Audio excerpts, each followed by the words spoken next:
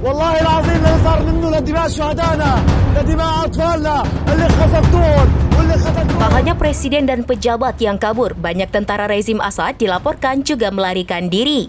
Kondisi ini terjadi setelah pemberontak Suriah merangsek di ibu kota Damaskus. Ribuan anggota Garda Republik Suriah kabur ke Irak untuk mencari perlindungan. Namun demikian, masih ada tentara yang ada di Suriah. Nasib mereka kini memprihatinkan saat pemberontak menguasai negara tersebut. Dalam video yang beredar, terlihat setidaknya 6 tentara menyerah pada Senin 9 Desember. Pria berseragam tentara itu bertekuk lutut dan mengangkat tangannya di hadapan militer. Senjata para tentara yang menyerah juga dilucuti. Mereka kemudian dibebaskan setelah mengucap janji kepada seorang militan Suriah.